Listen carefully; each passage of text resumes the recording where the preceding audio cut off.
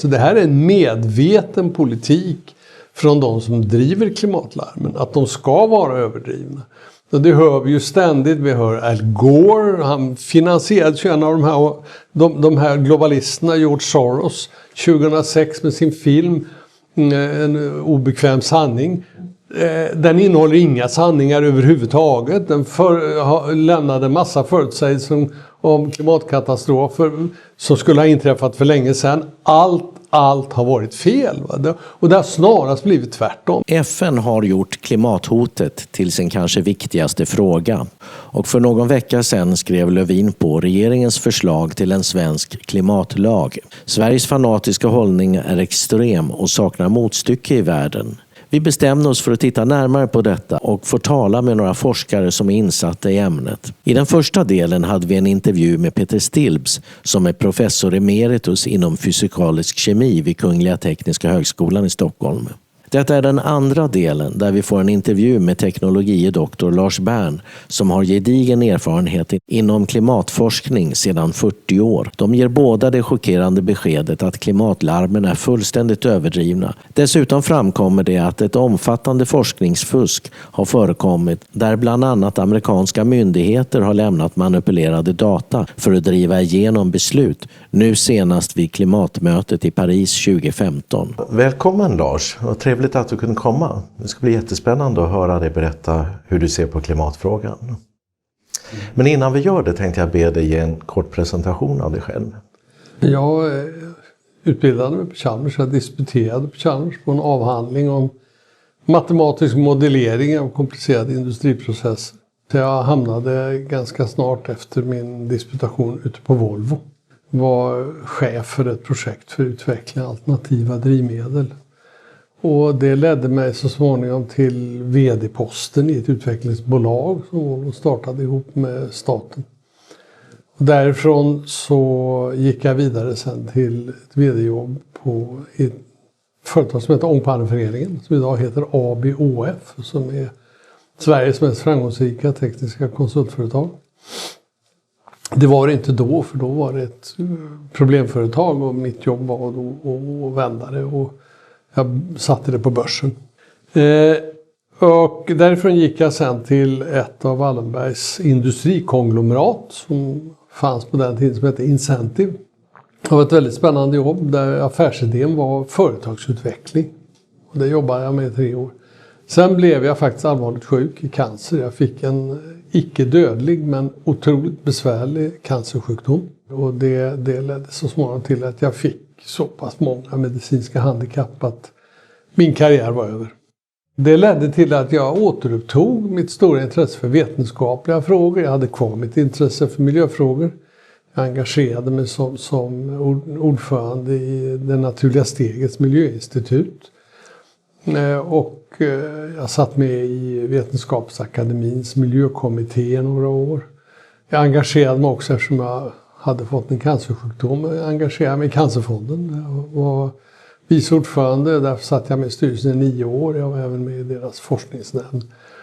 Så man kan säga att efter min företagsledarkarriär så har frågor rörande vetenskap och frågor om miljö och medicin och även om geopolitik varit mina stora intressen. Och det är det jag ägnat mig åt. Jag skulle säga att jag har 40 års gedigen erfarenhet av miljöarbete både i näringslivet och inom forskarvärlden. Att jag kom sen att engagera mig väldigt mycket i den här frågan, det berodde på att en vän till mig som tidigare var chef för Sandvik som heter P.O. Eriksson, han skrev en debattartikel i Dagens Industri där han kritiserade miljölarmen och menade på att de var våldsamt överdrivna. När var det här tror du? Det här var våren 2008.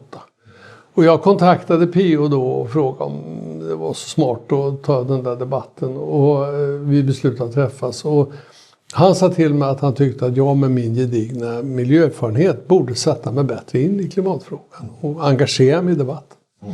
Och jag lydde hans råd och började liksom gå igenom mitt vetenskapliga nätverk av gamla duktiga professorer som jag kände och prata med dem.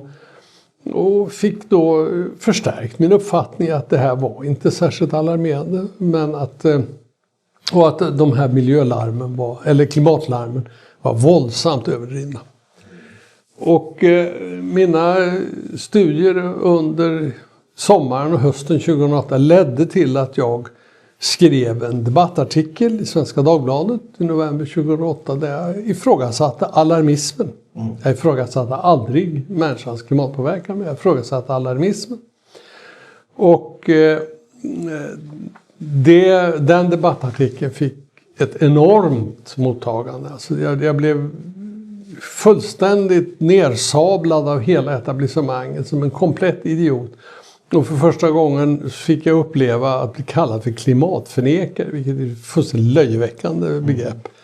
Det finns väl ingen människa som förnekar att vi har ett klimat. Men vad jag däremot är, och det är jag stolt över, jag är klimatlarmsförnekare. Jag tror inte på de här larmen, jag tror de är våldsamt överdrivna. Men det kom kritik från alla håll. Ja, det kom kritik. Jag menar, den här människan som har varit framtidsminister men som nu har lämnat regeringen, hon skrev en artikel och hon känner mig för vi är gamla skolkamrater. En fullständigt oförskämd artikel där hon ifrågasatte min kompetens. Fullständigt löjväckande. Hon visste precis att jag visste vad jag pratade om. Jag blev påhoppad av Rockström i en artikel där alltså var tredje ord var ad homium, invektiv. Och det var fler som hoppade på mig. Sen inträffar följande att ett 20-tal professorer i naturvetenskapliga ämnen skriver en debattartikel där de tar mig i försvar och säger att Lars Brand har rätt och skickar in den till Svenska Dagbladet. Den artikeln vågade inte Svenska Dagbladet publicera.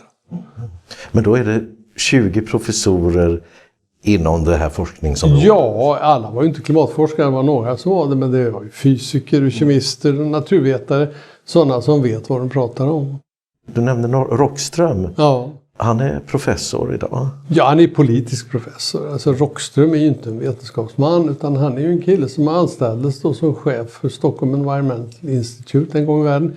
Och då ska man komma ihåg att staten har då haft 2 miljöforskningsinstitut. Det ena är Svenska miljöforskningsinstitutet, IVL, där jag var vd, som verkligen sysslar med miljöforskning. Och sen Stockholm Environmental Institute som en gång i världen startades av Birgitta Dahl som är ett politiskt institut för att skapa underlag för politik. Och det ser man också på det är bara en styrelse med bara politiker. Och där är det ju från början bestämt vad de ska tycka. Och där var han ju chef. Och då är det så att ofta så får cheferna på de här instituten professorsnamn. Men han har ju inte forskat på det här området. Han är agronom från början. Det här forskningsområdet. Så för mig låter det som att det är närmare fysik och kemi snarare än agronomi. Ja, absolut. Det är det. Det handlar ju om grundläggande fysik för jordens energibalans. Sen kan man ju konstatera då att Rockström, eftersom han hade hela det politiska etablissemanget bakom sig, så blev han så småningom invald i Vetenskapsakademin. Men inte i den avdelningen som sysslar med den här vetenskapen. De tror jag inte vill ha med honom där, för de betraktar honom som en charlatan de också. Även om de inte vågar säga det. Men du blev uthängd och det var från alla möjliga håll och attackerad. Och jag fick uppleva att bli dissident. Ja. Det hade jag aldrig trott att... Nej, hur kändes det? Ja, det var en märklig upplevelse. Nu hade jag ju pensionerat mig och var oberoende, så att det skadade mig ju inte på något sätt rent materiellt. Men det var ändå ganska frustrerande. Och jag försökte skicka in debattartiklar och förklara hur jag såg på saker och ting. Men jag var helt utfrusen från etablerade medier. Svenska Dagbladet vägrade att publicera mig något mer. Och för flera år sedan har jag helt slutat med att försöka publicera mig i vanliga medier. Utan vad jag gjorde, det var för några år sedan skrev jag en bok om de här frågorna som heter Antropocen. Och när jag skulle marknadsföra den där boken så insåg jag att jag kommer ju inte få en recension utav vanliga medier. Och då var det en god vän till mig som gav mig råd att starta en blogg. Och nu har jag kört den där över 2 år. Men då är det inte bara miljöfrågor? Nej, jag skriver om geopolitik, jag skriver om miljö och jag skriver om medicinska frågor som är mina 3 stora vetenskapliga intresseområden. Klimatlarmen, och som ju har fått ett enormt genomslag och som har fått ett så stort stöd som du beskrev. Vad handlar de här larmen om? Ja, alltså bakgrunden till larmen är ju att de som drog igång larmen är ju de kretsar i världen som jobbar med världens globalisering helt enkelt. Att ersätta staters suveränitet med överstatliga institutioner av olika slag. Det är EU ett sådant exempel. FN är ju, om man vill föra över mer makt i FN. Man tecknar överstatliga avtal som begränsar nationalstaten. Och då är det ju så att man behöver då, för överföringen av makten så behöver man någonting dels att skrämma med så att man får människor med sig. Och dels behöver man då frågor som är till sin natur helt överstatliga. Och det är självklart att jordens klimat är en överstatlig fråga. Så att Romklubben valde 1991 ut miljöfrågan. Eller klimatfrågan. Romklubben är ju då en lobbygrupp som är startad en gång i världen av Rockefeller med flera. De här globalistkretsarna, hyperförmögna familjerna framförallt i USA men även i Västeuropa. Och den är ju då en påtryckargrupp.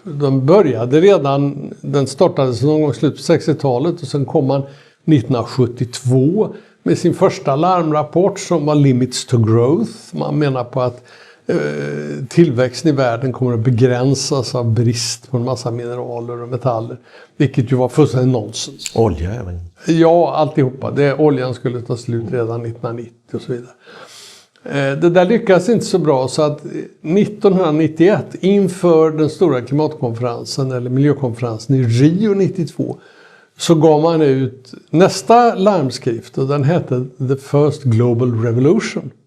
Och i den skriver man att man valde ut klimatfrågan och några andra frågor som så att säga en pådrivande faktor för att driva på mot en ökad globalisering.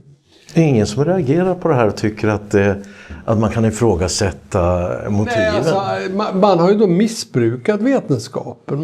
Man har fått, i och med att de här kretsarna sitter på väldigt mycket pengar och styr väldigt mycket forskningsanslag, så har man korrumperat forskare till att producera. Och om vi tittar på bild nummer 1 här som jag har med mig så visar den ganska tydligt vad som hände.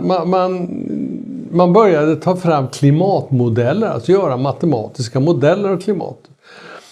Och som då skulle underblåsa de här larmen. Och tittar vi på den här bilden ser vi en myriad, hundratals modeller har gjorts under åren. Det är alla de här som ser ut som en kvast där på bilden. Och den svarta linjen i mitten, det är medeltalet av de här klimatmodellerna. Så det vi ser här, det är hur de olika modellerna förutsäger att temperaturen ska utvecklas? Ja, och de blå markerarna det är observationer, hur det faktiskt har gått. Och vi ser att det är ju total avvikelse. Så modellerna visar att temperaturen ska stiga för varje år i stort sett? Katastrofalt ska den stiga. Medan de verkliga mätningarna, det är det som är de här blåa prickarna? Precis. Men det finns ju ingen av de här modellerna som liknar det verkliga Nej, fallet. därför att det har i stort sett varit ett beställningsarbete att det ska vara alarmerande. Okej, så att de som har betalat studierna har i princip krävt att det ska göras på ett visst sätt? Ja, absolut. Flera av de personer inom FN-systemet som har varit engagerade, högt uppsatta politiker har sagt att om vi inte serverar överdrifter och svartmålningar så kommer människor inte ta det här på allvar. Så det här är en medveten politik från de som driver klimatlarmen, att de ska vara överdrivna. Och det hör vi ju ständigt. Vi hör Al Gore, han finansierade ju en av de här globalisterna, George Soros, 2006 med sin film En obekväm sanning. Den innehåller inga sanningar överhuvudtaget. Den lämnade massa förutsägelser om klimatkatastrofer som skulle ha inträffat för länge sedan. Allt har varit fel. Va? Och det har snarast blivit tvärtom. Enligt Al Gore skulle ovädren öka. Tittar man på hur det har gått så har de minskat de senaste 10 åren. Men det är inte den bild man får när man tittar på nyheterna? Nej, därför mainstream media är ju med på det här stora bedrägeriet att försöka lura folk. När den stora köldperioden som slutade mitt på 1800-talet tog slut, då började världshaven stiga med 1-3 millimeter per år. Och det gör de fortfarande. Den stegringen den fortsätter, den håller på nu 150 år och den visar ingen som helst påverkan från våra koldioxidutsläpp utan den är ganska stabil. Pratar man inte om många meter? Jo visst. Al Gore pratade ju om att halva Florida skulle ligga under vatten. Och andra alarmister har sagt att redan 2010 skulle Manhattan vara översvämmat och så vidare.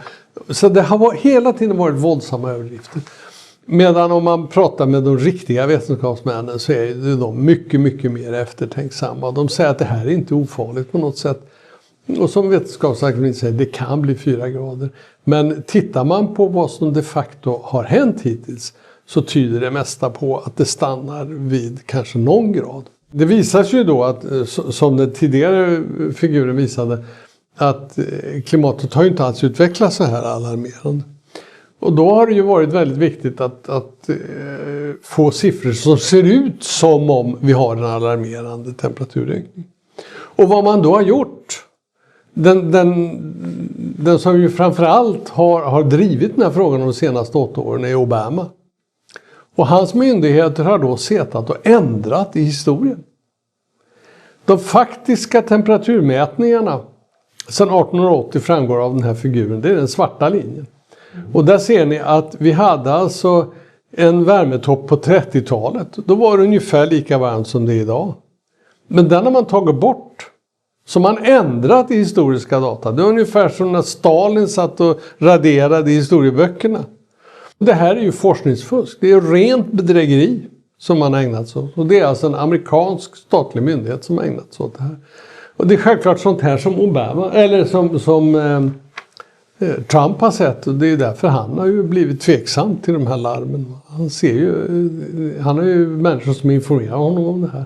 Men det låter ju helt orimligt. Man beslutade alltså en gång, kan man säga, det började på 90-talet, man beslutade sig i de här kretsarna som driver globaliseringen att vi ska skrämma upp världens folk så att vi kan få igenom ett globalt klimatavtal som binder upp alla länder i världen. På så sätt kan man kontrollera energiförbrukningen i världen och man får en institution som har en överstatlig makt över alla länder. Och man har alltså legaliserat det med att vi kan inte åstadkomma det här om vi inte skapar skrämmande scenarier. Och då är man inte alltså främmande för att ändra i faktiskt uppmätta temperaturer. Och flesta skulle inte tro att det är möjligt att göra någonting sånt. Vad tänker du om det? Hur kommer det sig att de kan göra det? Och hur kommer det sig att det inte är fler som på samma sätt som du protesterar? Och även på den politiska sidan. Och nu Trump kommer ju i och för sig, men det har ju pågått ganska länge. Ja, alltså vad det handlar om, jag kommer tillbaka till, det är västvärldens etablissemang som har helt snöat in på att man ska skapa en global värld. Man ska ta bort alla gränser, man ska ta bort alla tullar, storföretagen ska få handla fritt var de vill i världen och så vidare. Det låter ju jävligt positivt. En gränslös värld och människor kan röra sig fritt över gränserna. Det här är ju jättebra. Men vad blir konsekvenserna? Jo, konsekvenserna är ju då att det här etablissemanget strävar efter en ordning som flyttar makt ifrån demokratiskt valda parlament till storföretag och bankers styrelserum. Det är ju bara att läsa innantill i de här handelsavtalen som nu EU håller på att förhandla om. TTIP och TPP och CETA-avtalen. Där man ska då ge rätt till de globala storföretagen att stämma nationalstater om de kommer på idén att fatta ett beslut som skulle kunna skada företagens ekonomiska intressen. Då ska de få skadestånd. Och det är ungefär som om vi nu konstaterar att människor blir sjuka i en rasande takt. Vi har en metabol pandemi som beror på bland annat en överkonsumtion av socker. Om våran riksdag fattar beslut att vi ska införa en skatt emot socker och sockerhaltiga livsmedel, då kan Coca-Cola stämma svenska staten. Alltså det är fullständigt barockt. Och hela vårt politiska etablissemang nästan mangrant sluter upp och försvarar det här. Men är det så att många inser att det här är väldigt överdrivna faror. Men man accepterar det lite grann för att man tänker, ja men okej, det kanske är lite överdrivet, men det finns en massa bra saker som det för med sig. Exakt, man försvarar det med det. Och det är ingen tvekan om att i den här gruppen människor som har makten i vårt samhälle, så är hela den här tanken med att skapa en global värld med globala styrmekanismer, den är gemensam, den delar man och den gör att man fullt öppet accepterar att presentera falska uppgifter för att skrämma upp opinionen och få människor att gå med på det här. Och många människor, kanske till och med sådana som lyssnar på det här eller tittar på det här programmet, som har gått jättehårt in för det här och kanske blir upprörd över att man kör med sin bil och kanske till och med blir osams med någon som gör det och så. Så det är ju inte bara en teoretisk fråga och en fråga om globalisering, utan det är sånt som går in i människors liv. Ja, alltså väldigt mycket av hatdebatten får ju näring av sådana här överdrifter. Va? Ja. Det är ingen tvekan om det. Jag menar, det är jättesorgligt. Vi då som är naturvetare och som tror att förstå ungefär hur naturen och jordens system, ekosystem fungerar. När vi försöker komma med en nyanserad bild som är grundad på faktisk observation och faktisk vetenskap, så blir vi ju hånade. Man måste hålla på och prata om tipping points och katastrofscenarier som Rockström gör. Och vi har 5 år på oss, säger de. Och sen när de där 5 åren har gått, och glömmer de snabbt det. Och då tar de 5 nya år och så vidare. Är det lite en religiös fråga? Ja, visst är det. Det har ju blivit det. Och nu vill jag säga att det här är inget nytt inom miljön. Jag har ju jobbat med miljöfrågor i 40 år. Vi hade samma överdrifter när det gäller skogsdöden. Ja. Det var ju en mindre fråga. Alla pratade om skogarna skulle dö, och jag tillhörde de som gjorde det i högsta grad. Jag ska inte svära mig fri. Och vi på IVL, vi tjänade massor med pengar fick massor med forskningspengar för det där. Och det fanns ju redan visat att det inte stämde. Nej, det var helt andra saker. Ja, alltså hypotesen var då att det sura nedfallet lakade ut aluminium i marken och det skadade de fina rottrådarna. Det var nonsens, det var inte alls så. Utan skogen har ju växt så det bara knakar.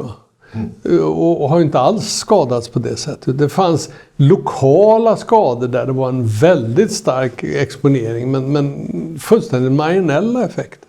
Och de som inte presenterar de skrämselscenarier som politikerna vill ha, deras anslag stryps, så är det. Och efter skogsdöden hade vi nästa larm. Det var ozonfrågan. Man hade observerat att det uppstod på vintrarna ett hål i ozonskiktet över Sydpolen. Och då var det vissa forskare som kom på att larma om att det där berodde på att vi släppte ut klororganiska föreningar, freoner och sånt där. Och det är ju så hela tiden att det gäller att, när det gäller miljöfrågor, det gäller att knyta det till någon mänsklig aktivitet, för då kan man göra politik av det, va? Kan man inte knyta det till mänsklig aktivitet så är det ingen som är intresserad. Men kan man knyta det till mänsklig aktivitet, och det gjorde de här forskarna, och så fick de massor med pengar och hålla på att studera det där, och de kunde rulla sig i anslag. Och så blev det en total hysteri över hela världen om ozonhålet. Och så småningom så samlades världens länder i Montreal och skrev under så kallade Montrealprotokollet, där man skulle då minska utsläppen av freoner. Det här var ju en perfekt storm för de globala storföretag som globalisterna ägde. För då fick de ersätta allt det de hade sålt tidigare med nya grejer. Och då forskarna sa att det kommer att ta 50 år innan vi ser effekterna av de här minskade utsläppen. För det tar så lång tid för de här klororganiska föreningarna att komma upp i stratosfären och påverka ozonskiktet. Men redan efter några år så började ozonhålet krympa. Och vad hände då? Jo, politikerna slog sig för bröst och sa att vi har räddat världen med Montrealprotokollet. Fullständigt löjeväckande. Och det krympte och man skröt om att det här var ju då fantastiskt, detta Montrealprotokoll, och hur mänskligheten kunde styra över det här. Några år senare så började ozonhålet växa igen. Och det hörde ni inte ett pip om i media. Ingen skrev någonting om det. Utan det fick man gå ut i den vetenskapliga litteraturen för att hitta. Och det visade sig ju att ozonhålet fluktuerar periodiskt ungefär i takt med solfläcksaktiviteten. Och det har en viss inverkan, de här föreningarna vi släpper ut. Men säg att det är 10-20%. Mer är det inte, utan det mesta är naturliga effekter som påverkas av solaktiviteten. Är det lika stort idag, det här hålet, som det var när det pulserar fram och tillbaka. Det krymper och det växer och det krymper och det växer. Och visst, det finns säkert en viss antropogen påverkan, som mänsklig påverkan, men den är inte katastrofal. Så att, och nu så då har man växlat upp med klimatfrågan som ju är den största. Och där har man ju då sin perfekta storm. Här ska man skrämma skvättan på folk. Och sen har man då kört de här klimatkonferenserna i FNs regi. Vi hade den 2009 i Köpenhamn, då man räknade med att driva igenom ett bindande klimatavtal för hela världen. Månaden innan så publicerade en whistleblower mejlkonversation från de här forskare som var engagerade, där man visade att de höll på med kvalificerad bedrägeri. 100,000-tals mejl. Och Climate Gate kallades ju där. Och det punkterade ju miljömötet i Köpenhamn 2009. Och där satt då alla våra västliga ledare som fåntrattar. Det finns en fantastisk bild med Obama och våran Reinfeldt och Merkel och de sitter och ser dystra ut i ett konferensrum. För de blev ju helt överkörda av resten av världen, och kineserna dirigerade det där.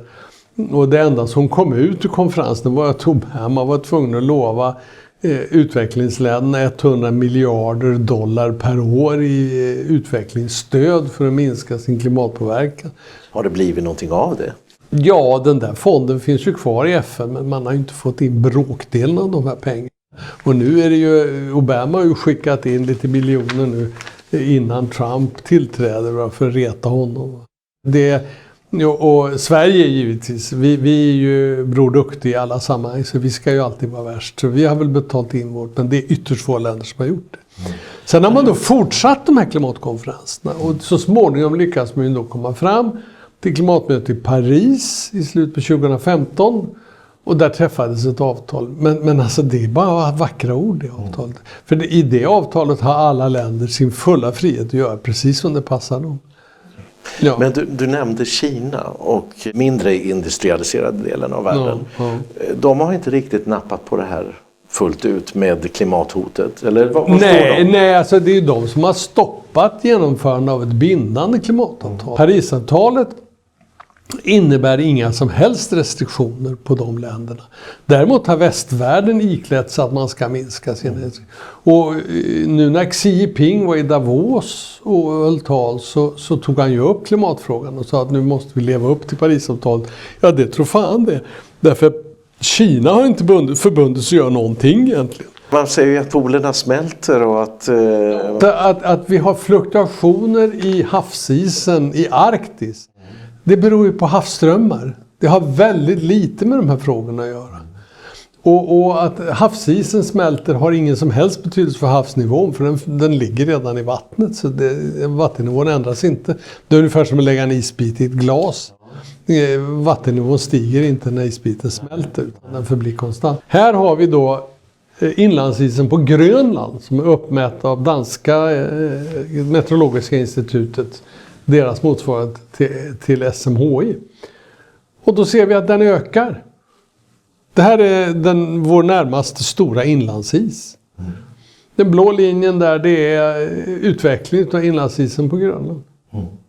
Och det man ser här, det är alltså mängden is? Ja, alltså det är då fluktuation från en miniminivå. Tar du den röda linjen där som var 2011-2012, då man hade en rejäl avsvältning, och då blåste man ju i alarmisttrumman och sa att nu är det katastrof, nu håller i Grönlands isar på att smälta. Det är bara det att inte ens i den takt som det smälte 11-12 var det särskilt alarmerande, för det skulle ta flera tusen år innan det smälte bort. Va? Men när man lyssnar på alarmisterna så lät det som att det skulle bara ta 10 år. Men jag tror vi alla har ju sett många gånger på tv hur Man har de här bilderna med stora isberg som ramlar ner och de Ja, men det gör de ju hela tiden. De kalvar hela tiden. Ja. Alltså inlandsisen på Grönland, det är som en flat tallrik med gröt på. Va? Så, i och med att det hela tiden bildas ny is uppe på det snöar och så ombildas det, så väller gröten ut över kanten och så trillar den ner på bordet. Kallningen kan till och med vara ett tecken på att de växer. För de måste pressas ut. Precis, det blir tyngre och så pressas det ut. För det är som en trögflytande massa. Tar man den största inlandsisen på jorden som är Antarktis, så är den i stort sett totalt oberörd av det här. Och snarare under senare år har havsisen runt Antarktis varit rekordstor när den har varit rekordliten i Arktis. Och som jag sa, havsisen har ingen betydelse för havsnivån. När det gäller då inlandsisen, det som ligger på land, så finns det inga som helst tecken på någon avsmältning i Antarktis. Det du säger här är egentligen att klimathotet är överdrivet. Ja. Men du säger också att det finns naturliga förändringar. Så det är fullständigt självklart att allt som händer på den här lilla planeten styrs av denna enorma kärnexplosion som solen utgör. Och som försörjer oss med energi, men som också kan hota oss ibland. Och den påverkar oss, den påverkar cykliciteten. Vi till exempel just nu uppe i 1 miljoner år lång istid. Och i den istiden så ungefär var 80 000 år så blir det en kort paus, en interglaciär då inlandsisarna smälter och det blir mer drägliga förhållanden på jorden. Och nu är vi inne i en paus som heter Holocen och som har pågått i 11 500 år ungefär. Och de här pauserna brukar inte vara mer än mellan 10 och 15 000 år, så vi kan mycket väl trilla tillbaka in i en istid och få stora inlandsisar över hela Nordkalotten som vi hade tidigare. Och det här är ju en påverkan från solen givetvis, och vårt förhållande till solen. Och det går inte så här kort beskriva det, men en av de viktigaste framgår av den här figuren, och det är solfläcksaktiviteten.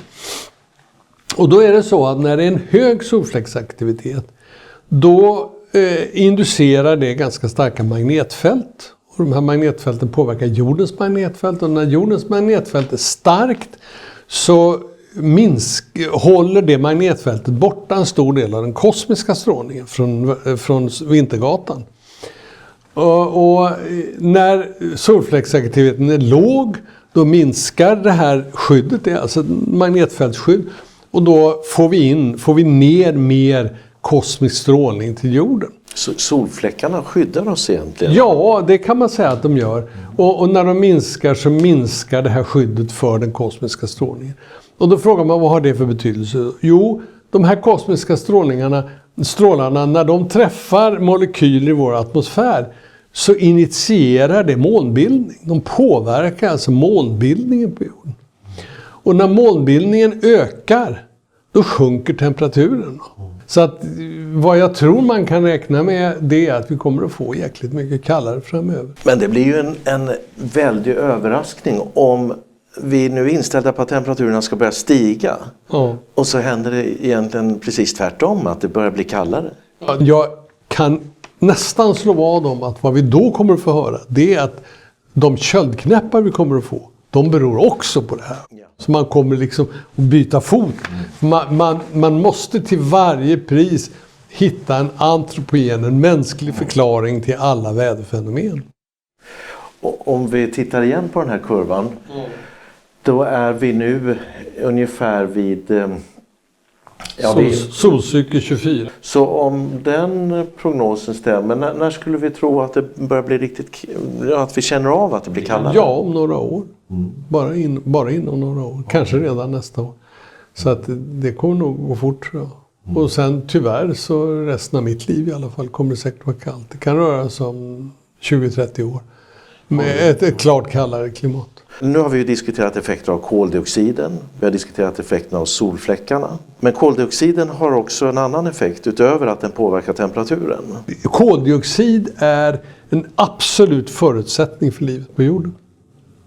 Och då är det så att Idag är koldioxidhalten 0,04% i atmosfären. Det är alltså ganska lite, det är ett spårämne. Den var för drygt 50 år sedan 0,03, så den har stigit ganska väsentligt. Från 0,03 till 0,04%. Det är ju de som har menat att man ska börja fånga upp koldioxid för att minska koldioxidhalten. Då är det så att när koldioxidhalten går ner under 0,02, då börjar livet på jorden att avstanna. Och när den har kommit ner till 0,01, då är jorden helt död i princip. Så att det här är livets gas. Och då kan vi konstatera att vi under de senaste 50 åren har haft en fullständigt fantastisk utveckling av livet på jorden. På grund av den stigande koldioxidhalten. Det är inte den enda faktorn, vill jag säga. En annan faktor är mer konstgödsel och bättre jordbruksmetoder och så vidare. Men det är fullständigt ostridigt att den stigande koldioxidhalten har dels lett till att världen har slått skörderekord nästan varenda år de senaste decennierna. Dels att öknarna krymper. Alltså de växer igen. Brukar man inte säga att de ökar? Jo, precis. Det var alarmisterna i alla tider har sagt. Och jag har, så länge jag håller på med miljöfrågor, ständigt hört Anders Wijkman och andra prata om ökande ökenspridning som någonting fruktansvärt. Ökenspridning är ett litet problem på vissa håll av väldigt speciella skäl och beror ofta på mänsklig inverkan. Att man hugger ner skogar helt enkelt och skadar ekosystemet. Men ser vi det här globalt så är det så att i princip växer det bättre överallt. Och människor som håller på med trädgårdsskötsel, de kan nog omvittna att det växer fan så mycket mer nu än vad det gjorde för några decennier sedan. Även i Sverige? Ja, överallt på jorden växer det mer. Och skogarna växer så det bara knakar. Jag såg någon siffra att den svenska skogen växer uppåt 25% mer än vad den gjorde efter kriget. Så att vår skogsproduktion ökar kraftigt på grund bland annat av det här. Och här ser vi kurvor då över spannmålsproduktionen i ett antal länder. Och den svarta är ju då världens spannmålsproduktion. Så att, och en bidragande faktor vill jag också säga till att det har stigit ganska brant de sista decennierna. Det är faktiskt att det då har blivit lite varmare. Det följer i princip befolkningsutvecklingen. Ja, och det här gör ju att trots att vi har haft en rekordstor tillväxt av jordens befolkning så har svälten minskat. Koldioxid är livets gas. Att framställa det som något farligt är fullständigt groteskt. Det är den viktigaste gasen i atmosfären för livet tillsammans med syre. Det finns en annan gas som man talar om allt mer och det är ju metangasen. Och man börjar ju tala om att kossorna också är farliga. Men nu är det så att metan till skillnad från koldioxid är en helt instabil kemisk förening. Metan är ju väldigt reaktivt så metan kan inte överleva särskilt länge i en atmosfär med 21% syre. Utan den kommer att oxidera till koldioxid och vatten, även den. Va? Så att de här larmen om metanet är våldsamt överdrivna. Men det är liksom ett halmstrå när man nu ser att koldioxidhypotesen och med de här förstärkningseffekterna jag pratar om att inte det funkar. Då tar man till nästa halmstrå för att ha något att skrämma med och så skrämmer man med metan. Och sen krokar då veganer och andra fundamentalister på och ser en möjlighet att skriva människor på näsan att de inte ska få äta biffar. Det är fullständigt löjeväckande. Om den här informationen börjar tränga igenom och folk börjar se att det här klimathotet kanske inte är så farligt, vad kommer att hända? Ja, alltså det är redan på väg att hända skulle jag vilja säga. FN har under senare år gjort en global opinionsundersökning där människor har fått tala om vad de tycker är de viktigaste frågorna för FN att ägna sig åt. Och där var klimatfrågan med som en av 20-tal olika problemområden. Det är den frågan som människor runt om i världen tycker är minst betydelsefull för FN att ägna sig åt. FN har ju prioriterat den frågan. Det har bara politiska skäl. Och det är då ett etablissemang, ett vrålförmöget etablissemang som har utnyttjat denna fråga för att öka sin makt och ingenting annat. Och vi får gärna en bild i Sverige av att det här är en jätteviktig fråga. Därför i Sverige är debatten totalt hysterisk. Vi är liksom ytterligheten på den andra kanten. Sverige. Svenska politiker kan ju inte öppna munnen utan att ta upp klimatfrågan. Och jag lovar att 99 av 100 politiker vet inte vad de pratar om överhuvudtaget. För de begriper det inte. Men de lägger alltid till klimatet. Och det är upprörande med den här politiken där alla resurser läggs på så kallade klimatåtgärder. Det är att vi har ingen som helst beredskap för stora naturkatastrofer. Om vi skulle få ett jättestort vulkanutbrott idag som skulle då kasta upp miljontals ton med svaveldioxid i atmosfären, då skulle solstrålningen avskärmas kanske i flera år och vi skulle få total missväxt över hela jorden. Sverige har inga beredskapslager överhuvudtaget. Vi skulle inom loppet av några veckor börja få svält i Sverige och brist på livsmedel. Och vill man skrämma upp ordentligt, ska jag säga att ett riktigt stort vulkanutbrott kan leda till miljontals svenskars död i svält. Därför att när det här inträffar så är det ju inte så att vi kan gå ut i världen och köpa de här spannmålen eller den här maten. Därför alla andra kommer ju ha brist på mat. Och vi har lagt ner halva vårt jordbruk till råga på allt. Så vi är ju inte självförsörjande. Och vi kommer bli ännu mindre självförsörjande om vi får missväxt. Det är ett oerhört mycket allvarligare hot mot oss än det här snacket om klimatfrågan. Och tittar man, och när man pratar om klimatförändringar så hänvisas det till olika väderhändelser. Vi ska veta det att det ännu inte skett någon förändring i vädret som ger grund för att säga att vi har en klimatförändring. Alla stora väderhändelser som vi har rapporterade i våra medier ligger väl inom vårt klimats naturliga variabilitet. Och ändå så är detta en fråga som får hur mycket resurser som helst. Det är fullständigt sjukt. Och Sverige är värst av alla länder i hela världen när det gäller att hålla på med det här. För några veckor sedan trädde en pensionerad forskare från den amerikanska myndigheten NOAA, som är den myndighet som granskar tillståndet i haven och i atmosfären. Han trädde fram och vittnade inför representanthusets vetenskapskommitté om fusk inom myndigheten. Det har tagits på allvar i USA, men i svensk mainstream-media har det varit tyst om fusket inom klimatforskningen. Däremot duggar larmrapporterna tätt om minskande isar i Arktis, oväder och temperaturrekord och andra lokala avvikelser i klimatet. Sverige är som sagt troligen det sista landet att överge tron på klimathotet. Uppvaknandet lär bli svårt för alla som redan från barnåren har drillats i klimatoro och som har dåligt samvete för miljön utan att förstå att syftet med klimatlarmen i själva verket har varit ekonomiska och att det finns en politisk agenda som bör ifrågasättas. Slut på en härlig dag. Jag somnar nog leende. Till och med vädret var över förväntan. Slut på en härlig dag. Jag hoppas imorgon